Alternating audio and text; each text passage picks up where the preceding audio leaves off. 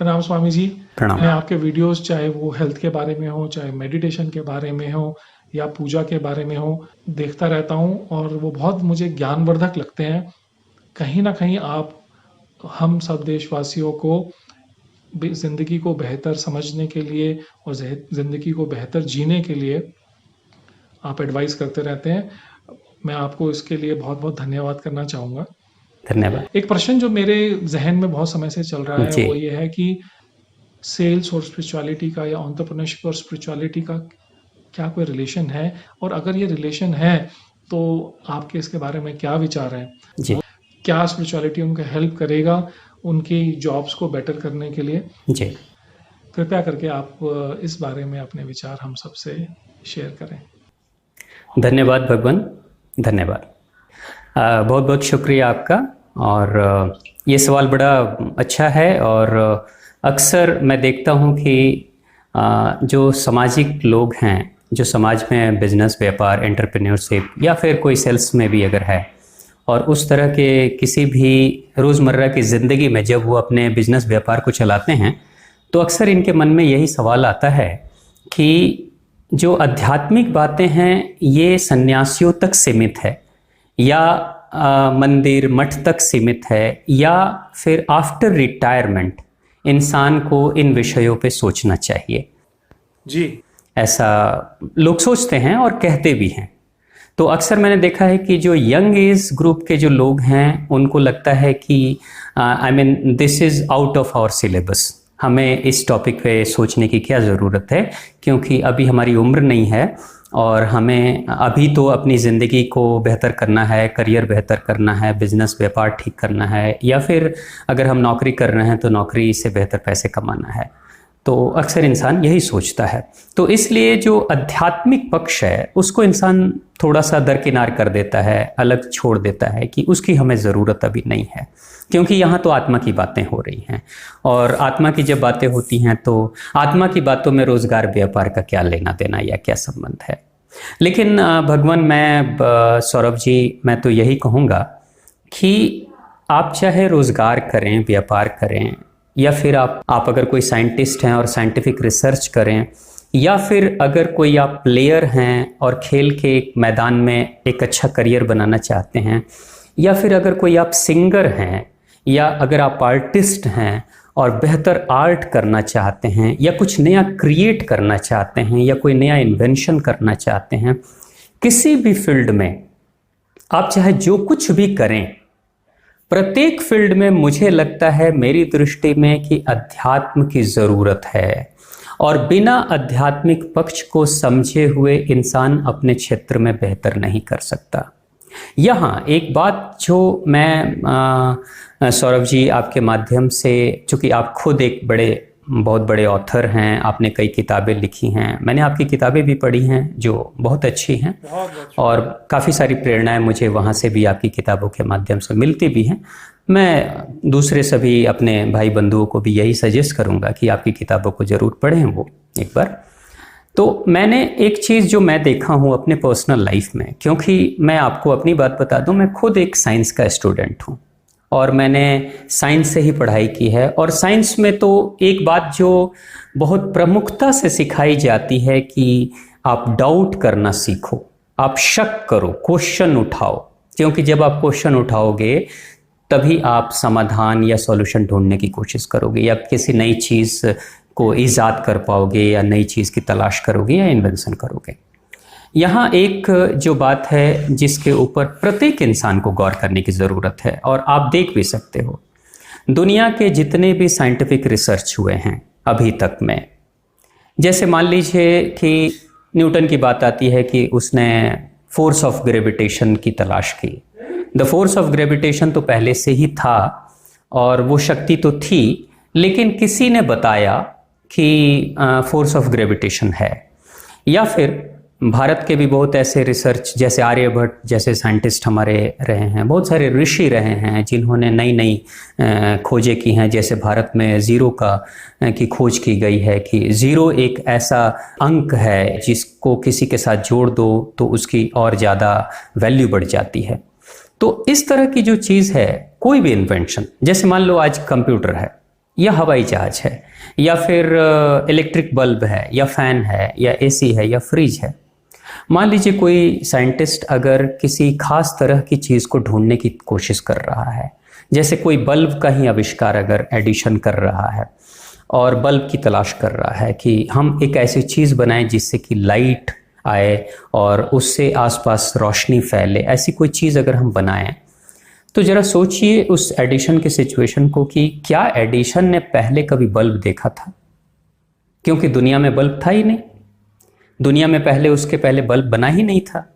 बस उस एक इंसान ने, उस वैज्ञानिक ने सोचा, मन में एक विचार आया कि मुझे एक ऐसी चीज़ बनानी है जिससे कि रोशनी फैले और रोशनी से चारों तरफ का एरिया जो है वो रोशन हो जाए, प्रकाशित हो जाए।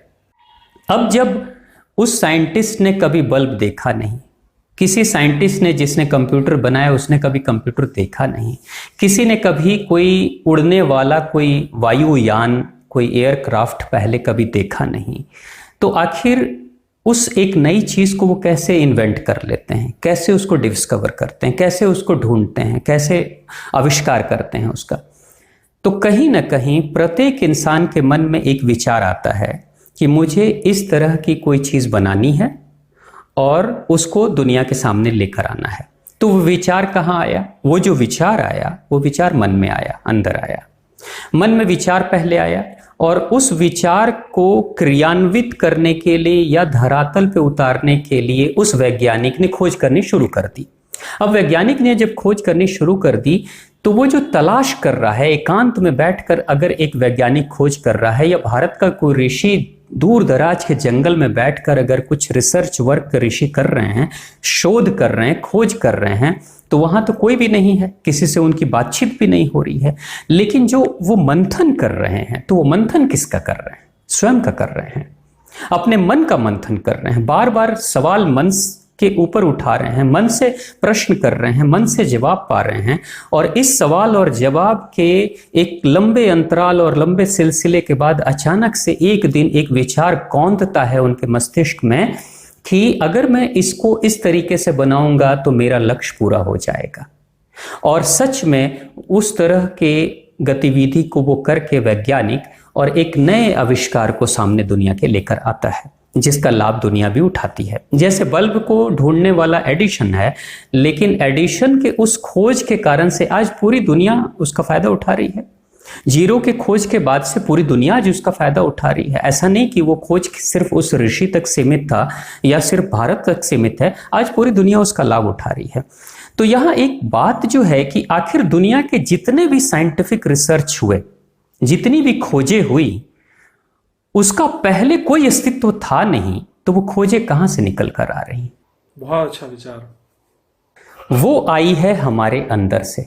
उस रिसर्च करने वाले शोधकर्ता, उस ऋषि, उस साइंटिस्ट के मन के अंदर से वो बातें निकल कर आती हैं।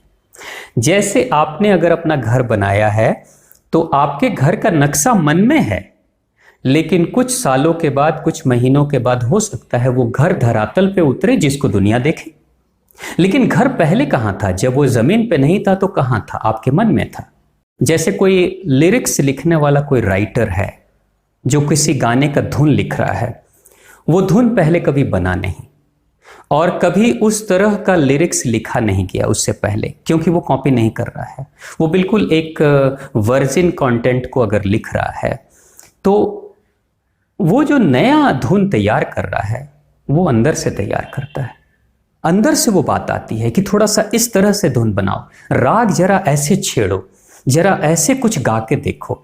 और जब वो गाता है तो अचानक से एक नया धुन तैयार हो जाता है, जिसके कारण से वो उसको भी आश्चर्य होता है कि ये कितना बढ़िया धुन हो रहा है।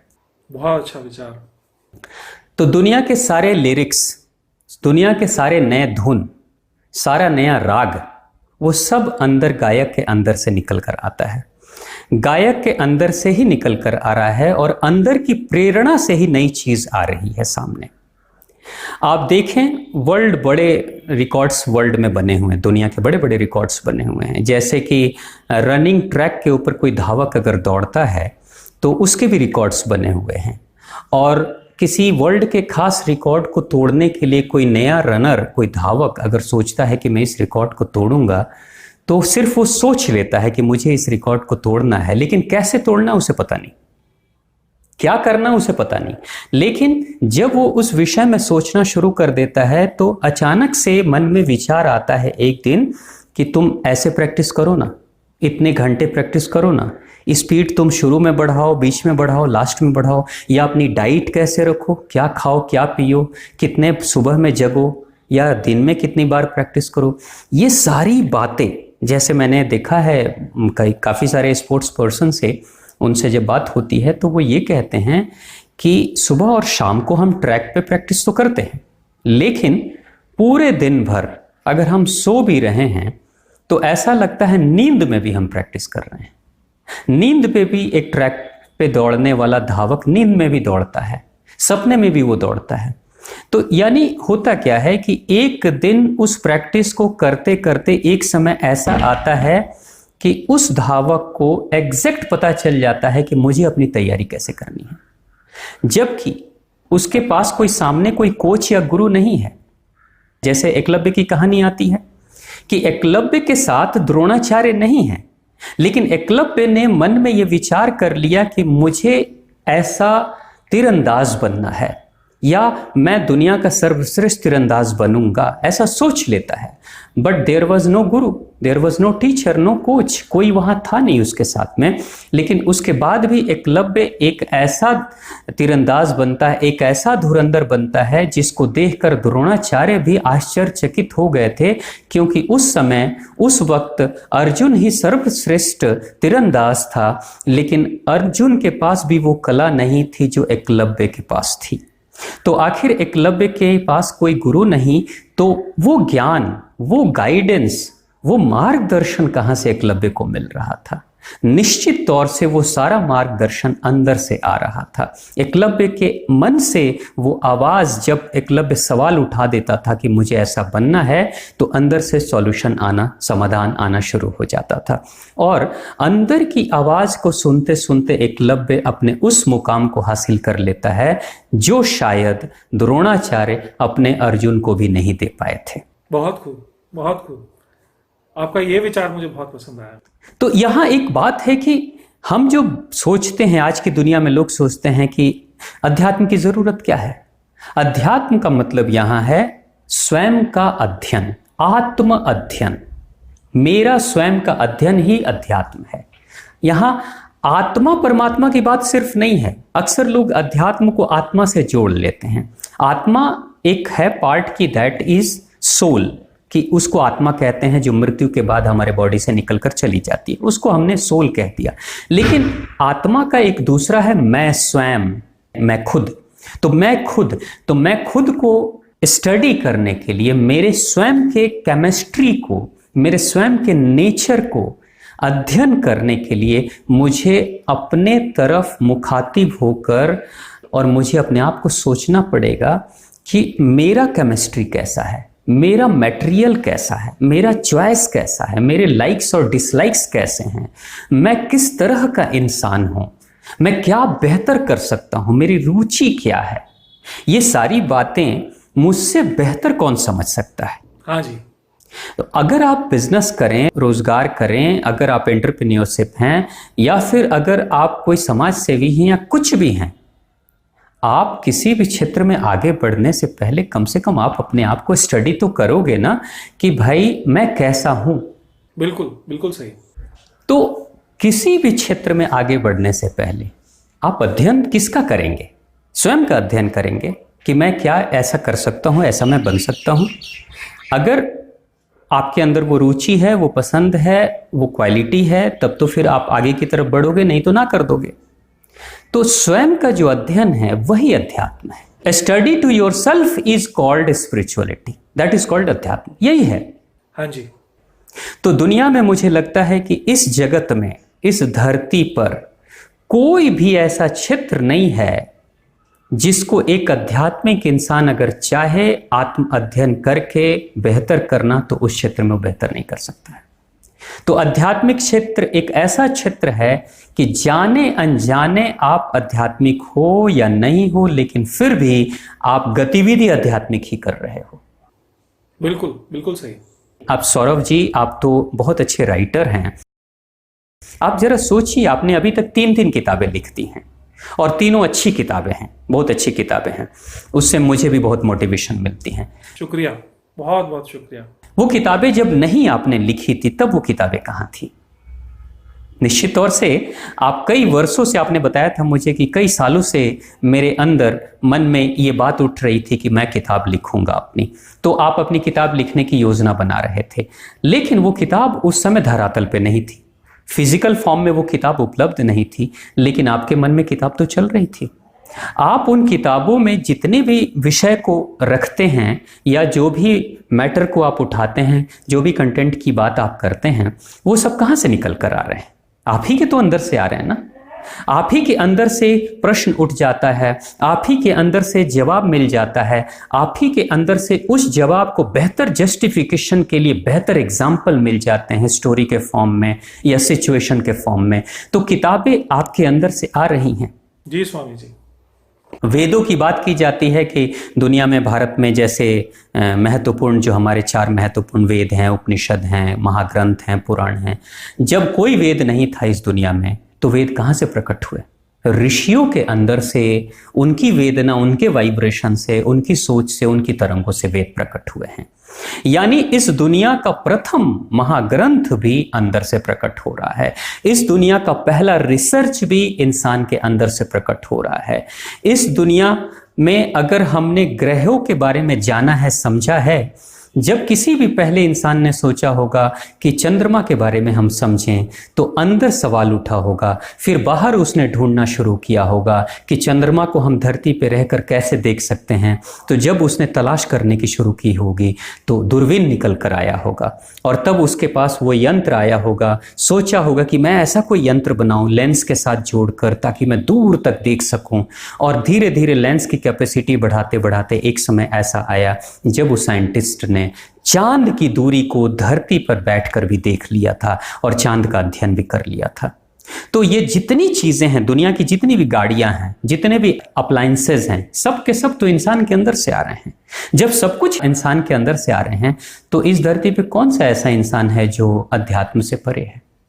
कौन सा ऐसा फील्ड है जो अध्यात्म से परे है? लोगों को मैं देखता हूं, वो कहते हैं मैं आध्यात्मिक नहीं हूं, लेकिन करते हैं आध्यात्मिक काम। बिल्कुल बिल्कुल सही। क्योंकि बिना आध्यात्मिक पक्ष को समझे हुए आप किसी भी क्षेत्र में बेहतर नहीं कर सकते। जी, इस बातों से जो आपके विचार है, इससे जो नई युवा हैं उनको बहुत एक मार्गदर्शन मिलेगा, और कहीं ना कहीं व्यवसाय के बारे में उनको ज़्यादा जानकारी मिलेगी, और कैसे आप स्पिरिचुअलिटी और एंटरप्रेन्योरशिप को साथ में जोड़ सकते हैं, और उस स्पिरिचुअलिटी को फॉलो करने से कैसे उनको अपने एंटरप्रेन्योरशिप को या अपने बिजनेस को या व्यवसाय को बढ़ाने में हेल्प मिलेगी, मदद मिलेगी, उसके बारे में मुझे लगता है कि बहुत आपके जो विचार हैं उससे बहुत उनको फ़ायदा मिलेगा। बहुत बहुत धन्यवाद।